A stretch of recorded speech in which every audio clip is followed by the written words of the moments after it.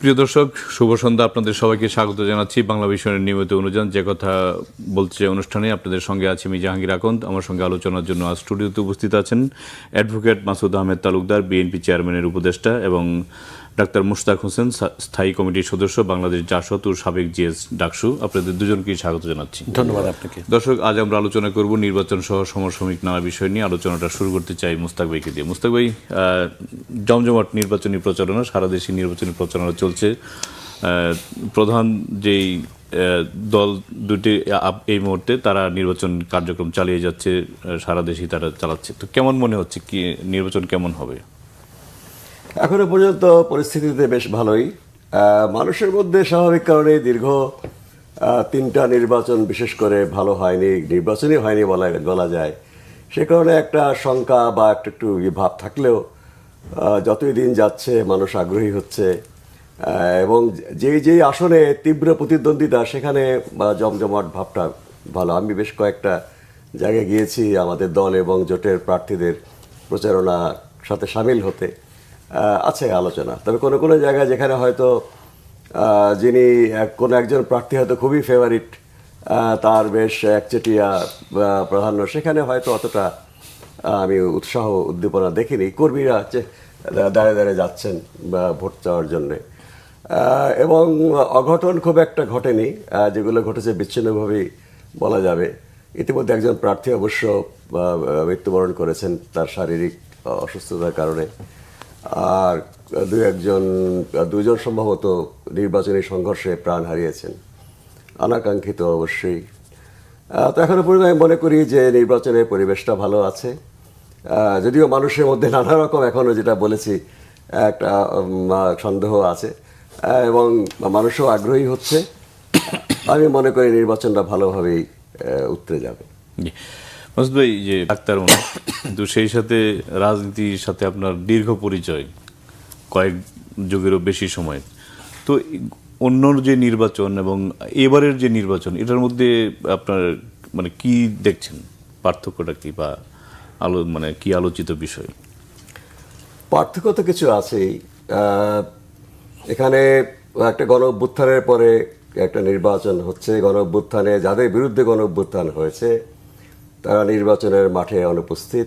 তারা নির্বাচন করতে চায়নি। আমি বলবো চাইলে তাদের দেওয়া উচিত ছিল, কারণ তাহলে শুধু গণ অভ্যুত্থানের মাঠেই না, ভোটের মাঠেও যে তারা জনগণের সমর্থন নেই সেটা প্রমাণ হতো। তো যাই হোক, তাদেরও আগ্রহ ছিল না। তারা এই সরকারকে অবৈধ মনে করে, গণ অভ্যুত্থানকে তারা জঙ্গি হামলা বলে। তবে তাদের যারা সমর্থক 14 দল ভুক্ত 13 দল, তাদের কিন্তু ব্যান্ড করা হয়নি, এবং নির্বাচন কমিশনের তালিকায় তাদের মার্কাগুলো আছে। তারা নির্বাচনটা বর্জন করেছে। আর গণঅভ্যুত্থান যেটা হয়ে পরাজিত পক্ষ, যাদের নেত্রী পালিয়ে গেছেন, অনেকেই পালিয়ে গেছেন, তারা নির্বাচনকে বর্জন বলেছেন। তো সেটা যদি থাকতেন তারা, তাহলে নির্বাচনটা হয়তো আমরা বলতে পারতাম জনমত গণ অভ্যুত্থানে যারা পরাজিত হয়েছে ভোটের মাঠেও তাদের মানুষ প্রমাণ হতো বা তাদের পক্ষে আছে কি না আছে। এটুকু একটা পার্থক্য আছে। তবে তারপরেও আমি মনে করি যে এই নির্বাচনটা খুব গুরুত্বপূর্ণ, কারণ আমাদের কতগুলো সাংবিধানিক সংস্কার দরকার, কতগুলো নির্বাচন বিচার বিভাগ তো অনেকখানি হয়ে গেছে। আরও যে ব্যাপক সংস্কার যে প্রস্তাবগুলো বর্তমান অন্তর্বর্তী সরকার বিভিন্ন লোকের সঙ্গে কথা বলে রিপোর্ট প্রস্তুত করেছেন, সেগুলো নিশ্চয়ই সংসদে আবার আলোচনা হবে। অধিকাংশই সবাই একমত, কিছু কিছু বিষয়ে দ্বিমত আছে। সেগুলো বাস্তবায়ন করার দায়িত্ব হবে এই আগামী সরকারের, এবং এই সংসদ সেটা ওয়াচডগ হিসেবে পালন করবে। এবং যারা গণ অভ্যুত্থানে ফৌজদারি অপরাধ করেছেন, মানুষ হত্যার জন্য দায়ী, দুর্নীতি, লুটপাট, অপশাসন, ক্ষমতার অপব্যবহার, সেই বিচারটাও কিন্তু হওয়া দরকার। শুধুমাত্র একটি দল বা গোষ্ঠীকে করার জন্যই না, টার্গেট করার জন্য না, ভবিষ্যতে যেন কেউ এটা করতে না পারে, সে একটা গুরু দায়িত্ব। কিন্তু আগামী সরকার তো অবশ্যই দলীয় সরকার বা একটা জোটের সরকার হবে। তারা এই সমস্ত কিছুর ঊর্ধ্বে উঠে একটা আইনের শাসন প্রতিষ্ঠা করা। দুর্নীতি লুটপাটের কারণে বাংলাদেশের মানুষের যে বিপুল পরিশ্রম করে বিপুল সম্পদ আমরা অর্জন করেছি, আমাদের প্রবাসীরা করেছে, সেটা দিয়ে আমাদের সমৃদ্ধি আরও ভালো করার জন্য, এবং বৈষম্য কমানো। এই গণ অভ্যুত্থানের একটা প্রধান আওয়াজ ছিল বৈষম্য বিরোধী। মানুষে মানুষে বৈষম্য, শ্রেণীতে শ্রেণীতে বৈষম্য, অঞ্চলে অঞ্চলে বৈষম্য, সেই বৈষম্য দূর করে একটা সমৃদ্ধির পথে যাত্রা, অনেক কিছুই কিন্তু নতুন করে শুরু করবার একটা দায়িত্ব পড়বে এই সরকারের উপরে, যেন আগামী দিনের রাজনীতিতে আরও অন্তর্ভুক্তিমূলক হয়, আরও মানে প্রতিদ্বন্দ্বিতামূলক হয় এবং শান্তি থাকে। এবং সবচেয়ে বড় কথা যেটা মানে আমাদের সাধারণ জনগণ এত কেন গত সরকারের উপরে বিক্ষুব্ধ হয়ে বাচ্চারা জীবন দিল, যে নির্বাচনের মাধ্যমে সরকার পরিবর্তনের ধারা বাংলাদেশে আমরা প্রতিষ্ঠা করতে পারিনি এত স্বাধীনতার এত 53-54 বছর পরে। একটা দল দেশের জন্য কাজ করলে চিরজীবন তাকে থাকতে হবে। হতে পারে একটা দল ভালো কাজ করলো তাদের বিবেচনায় বা মানুষের বিবেচনায়, মানুষ তো অদল বদল চায়, সেই দলের নেতৃত্ব বদল হচ্ছে না, দলও বদল হচ্ছে না, এবং আমাকে যে কোনোভাবেই থাকতে হবে। এবং ও যদি ক্ষমতায় আসে দেশ জাহান্নাম হয়ে যাবে। কেউ মনে করে ও যদি ক্ষমতায় আসে দেশ অমুকের কবজায় চলে যাবে। এই যে কতগুলো ভুয়া আওয়াজ দিয়ে ক্ষমতাকে কুক্ষিগত করা, শুধু একটা দল না, আরও দল আছে যারা মনে করতেন যে আমরা যদি না থাকি দেশের সার্বভৌমত্ব নষ্ট হবে, আমরা যদি না থাকি দেশ ইয়ে হয়ে চলে যাবে। এই সমস্ত ভুয়া আওয়াজ বন্ধ করতে হবে। এবং এটার পরীক্ষা কিন্তু নির্বাচনের সময় হবে। মনে করে একটা দল নির্বাচনে পরাজিত হলো, কেউ তো পরাজিত হবে, জয়ী হবে একজন বা একটা জোট, তাহলে যিনি পরাজিত হবেন তিনি যদি মনে করেন যে দেশ রসাতলে চলে গেল, ও কেন জয়লাভ করবে, ও তো জয়লাভ করার কথা না। তার বিবেচনা এটা সঠিক হতে পারে যে ও জয়লাভ করার কথা না, জনগণ তো ভোট দিয়েছে। জনগণের রায়কে সম্মান করতে হবে। হ্যাঁ, নির্বাচনে ভুল ত্রুটির বিরুদ্ধে অবশ্যই প্রতিবাদ থাকতে হবে এবং তার প্রতিবেদনের জন্য থাকতে হবে। নির্বাচনটাকে যেহেতু এখন যারা গণ অভ্যুত্থানের সাথে ছিল তাদের মধ্যে নির্বাচনটা হচ্ছে, এবং এইটাকে যারা পরাজিত হবেন যারা বিজয়ী হবেন উভয়কেই কিন্তু ভবিষ্যৎ গণতান্ত্রিক ধারাবাহিকতা অক্ষুণ্ণ রাখার স্বার্থে শান্তিপূর্ণভাবে নির্বাচনের মাধ্যমে সরকার পরিবর্তনের ধারা পুনঃপ্রতিষ্ঠার স্বার্থে এটা বেড়ে নিতে হবে।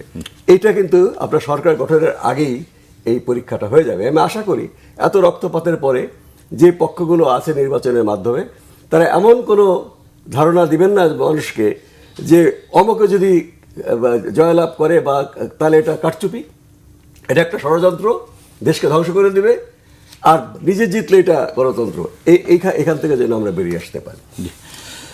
সেটা হচ্ছে যে 5 আগস্টের পর স্বৈরাচার সরকার পতনের পর মনে হচ্ছিল যে মাঠটা একেবারেই ফাঁকা, শুধু বিএনপি বড় দল, তারপরে আর তেমন সামনে কেউ নেই। এখন কি মনে হচ্ছে যে আসলেই কি মাঠ ফাঁকা বা মানে না, প্রকৃতিতে বা সমাজ বিজ্ঞানে শূন্যস্থান থাকে না, শূন্যস্থান পূরণ হয়। তবে কোনো কোনো সময় যদি শূন্যস্থান পূরণ করার গতিবেগ খুব, তখন ঘূর্ণিঝড় হয়। তো সেরকম ঘূর্ণিঝড় হয়নি। নির্বাচনে প্রতিদ্বন্দ্বিতা আছে, তবে একমত আমি মাসুদ ভাইয়ের সাথে যে আওয়ামী লীগ এবং বিএনপির যেভাবে পরস্পর আমরা বলি যে নেক টু নেক ফাইট, মানে গলায় গলায় প্রতিদ্বন্দ্বিতা, সেটা নেই, কিন্তু প্রতিদ্বন্দ্বিতা আছে। জনমানুষেও সেটা আছে, মানুষের কাছেও উভয় দলের যুক্তি একে অপরের বিরুদ্ধে সেগুলো মানুষ শুনছে। সাংগঠনিকভাবে সেটা এখনো হয়নি, তবে সেটা হলে হয়তো আরও নির্বাচনটা আরও প্রতিদ্বন্দ্বিতামূলক হতো। যেই শূন্যস্থানটা তৈরি হয়েছে সেটা পুরোপুরি পূরণ হয়নি, তবে রাজনৈতিকভাবে তো প্রতিদ্বন্দ্বিতা আছেই। সেক্ষেত্রে আমার মনে হয় যে মানুষ বিবেচনা করার আছে।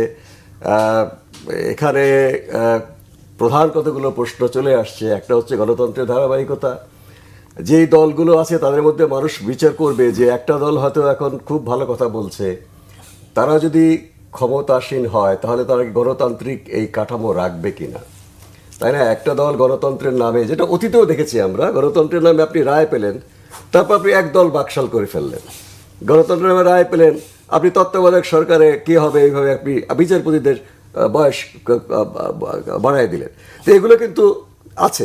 এখন যদি কোনো একটা দল মনে করে আমি যদি জনগণের কাছে রায় পাই, তিনি রায় পেলেন, তারপর তিনি পুরো স্ট্রাকচারটা তিনি ওই মানে ওইটার বিষয়ে তিনি ম্যান্ডেট পেলেন না, কিন্তু সেই ম্যান্ডেটকে ব্যবহার করে গণতান্ত্রিক ধারাবাহিকতা তিনি রাখবেন কিনা, নাকি তাদের নিজস্ব কল্পিত যে জিনিসটা নির্বাচনের মাঠে আনছেন না সেটাই তারা মানে করে বাংলাদেশে নতুন ধরনের স্বৈরাচার, নতুন স্লোগানে নতুন ফ্যাসিবাদ করবেন কিনা, এটা কিন্তু মানুষ বিবেচনা করার বিষয় আছে।